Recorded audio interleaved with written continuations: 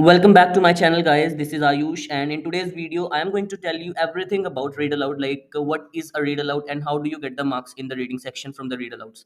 So basically we'll start with the task that, as you know, that in the speaking section, the very first task, it's your read aloud, in which we approximately get like 6 to 8 read alouds in the real exam, and they all are for 15 marks. And 15 marks like are divided as well with 5 5 5. I mean, like, 5 for the pronunciation, 5 for content, and 5 for fluency. Like if you go into any read aloud in this particular website, as you can check, so there are three things on Forgot. which we are just checked, like content, pronunciation, and fluency. So over here you can say that, like, it's approximately out of 90 marks, but in the real exam we just get this out of 15. So 5 marks for pronunciation, 5 for content, and 5 for fluency. So right now, like, let me tell you that what you have to do in the read alouds and what are the don'ts of read alouds. In the do's, like, we can check that whenever you see that there is a paragraph that is approximately for 40 to 60 words, in which you get 3 to 4 lines, and the 3 to 4 lines are divided on the basis of their, the words, the grammar structure, and lexical resources. So right now, if I talk about that, there are, like, approximately, in this sentence we can check there is only one sentence. You may get a sentence that is with the one full stop, you may get with two or three full stops as well. So every time you see that there is any kind of read aloud with any number of full stops, try to take a pause in between on the full stops, right? So let me tell you again the marking criteria for that. Just have a look. And guys, if you're facing any problems in your any of the modules, you can directly call into my number, or you can reach for the physical classes as well. So read alouds are just like for 15 marks, in which you get 5 for pronunciation, 5 for content, and 5 for your fluency. And the pronunciation is basically what, like, whenever you are pronouncing a word, there are lots of, you can say, s, es, ded, ing, ly, and lots of them, like, out of which you have to pronounce each and every word till the last point. Okay. And if you say about the content section, whatever you get in the read aloud, you have to, use the full content. There is a myth right now these days, that is with the one line strategy. Many people, what they are saying is, like, you have to use one line strategy if in case you're not able to get any word. But let me tell you that if you are not able to get that, just then only use it. Otherwise there is no need, because that deducts the marks for your reading section, because in the reading section from the read alouds you get 20 to 25 marks approximately. And in the speaking section, again, you get 20 to 25 marks based on your fluency. Like, you need to be fluent enough in order to get marks for your speaking, and you need to use the full content if you want to get the marks in your reading section. And as I told you earlier about the pronunciation, it's all about pronouncing till the last letter. Suppose if I've seen many words like, that's ending with s or es, like sciences, arts, sciences, stated, manages, ambitious, then warming, degrees Celsius, levels, currently, significant rise, sea levels. So these words at least should be pronounced till the last letter. If you're not pronouncing them till the last letter, I can bet on that it will not take up any of your word, and you may get less marks in your content section. So in order to get the full marks in your content, try to use, like, the full length of the sentence, and also the full letter, I mean the last letter of the word. Try to pronounce it properly, right? And if you want to look for the 5 marks for pronunciation, suppose if you're going to do any one or two mistakes, not more than that, then you can get 5 marks. If you are committing 3 to 4 mistakes according to Pearson guidelines, you may get 4 marks.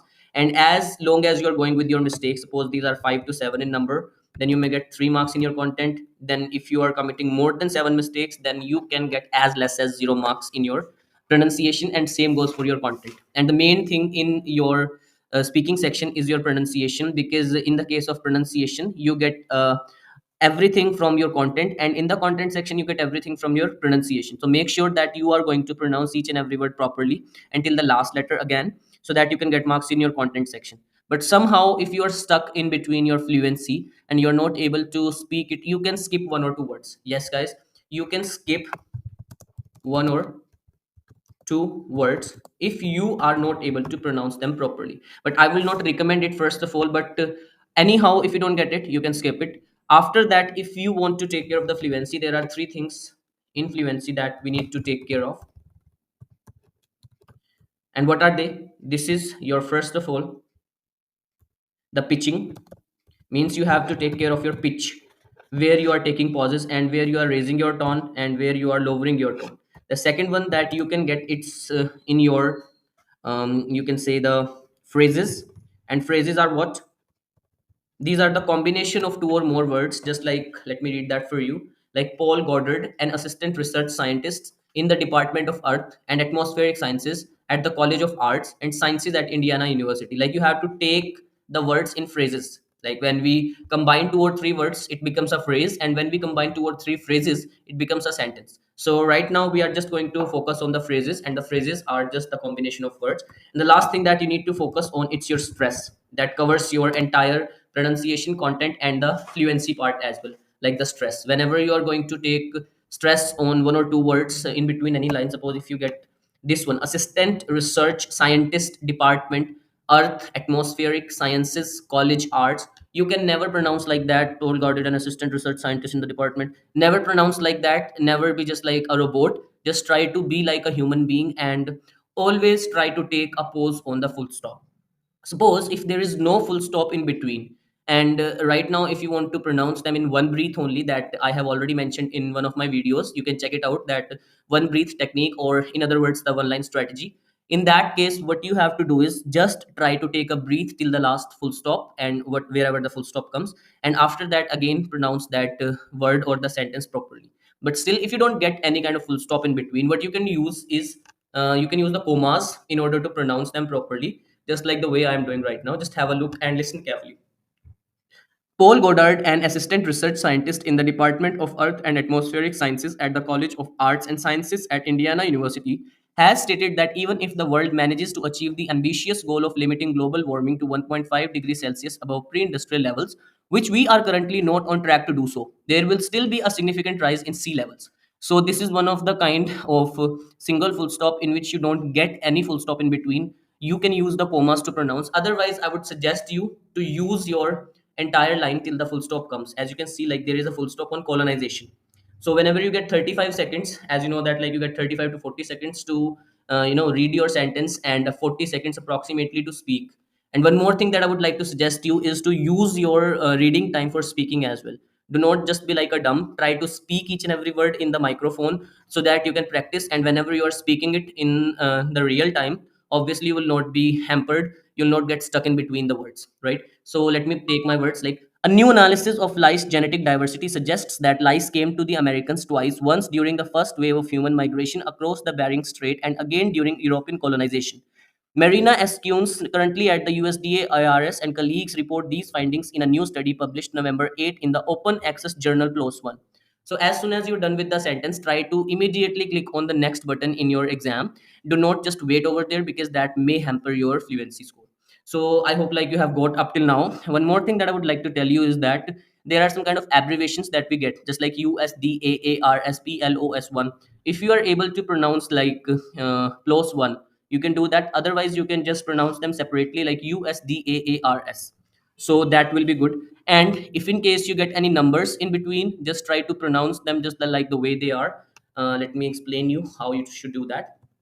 For the numbers, like 3 4 5, there should be a comma after that, obviously, just like that. If there is a number just like that, what you can do is try to use your imagination for the numbers that you have been using since your childhood. But it's the international units, so you have to use them like 345,657.34, something like that. You can use like that. Otherwise, if you're not able to pronounce them that way, you can just say 345655734. But still, if you are not sure about that, how to do that, you can skip the numbers as well. One more thing that you may get in between some of the brackets as well, that you can use, obviously do not skip them, try to pronounce them, I mean to say, right? And do not try to leave any kind of single word. If you are not able to speak them, then only skip them, right? So for the moment, if I'm doing this read aloud, let me try to submit and check it out if I got any score in this or not. Words like, so you can check it out. But right now I'm not able to make it sure that whether I'll get the good score or not, because I'm not using any mic for the moment. I'm just speaking into the microphone of words like a new analysis. So that's not bad. You can use that technique like that I told you. Try to just use your single breath till the last full stop comes, and when it comes, obviously take a new breath so that you can speak the next one. As you can see that there is no full stop in between till raise, so you can take a pause over here, then another one here, and the last one is at the full stop, obviously. Like a group of researchers from the University of Cologne, in partnership with scientists from the Leibniz Institute for Food Systems Biology in Friesing, has made an intriguing finding regarding the presence of a bitter taste receptor in 12 distinct species of cartilaginous fish, including sharks and rays. This newly discovered receptor falls under the category of taste receptors type 2T2R. So just like that, like if you are stuck in between in any of the sentence, suppose if you're not able to pronounce them, so try to look it at the 35 seconds when you get the reading time. But when you are done with that, obviously, if you feel so that you cannot speak it, just skip the word, right? So this is all about the read aloud that I can tell you for the moment. If you need any kind of assistance and if you need any kind of online or offline classes, I am there for you as Ayush PTE Elixir. So I just want you guys to kindly subscribe to this channel for the future videos so that they can help you out. And one more thing that I would like to tell you, that there are like the physical classes available with the PG system available at our place. Like you can visit and just stay there for 15 to 20 days with the minimum charges, and we will process your all the documents that you have for the further reference for any kind of assistance in your any country that you want to go, right? So thank you so much for being here, guys. I hope you would definitely subscribe to the channel if you have not already subscribed, and do share this video with your mates. Have a good day and take care.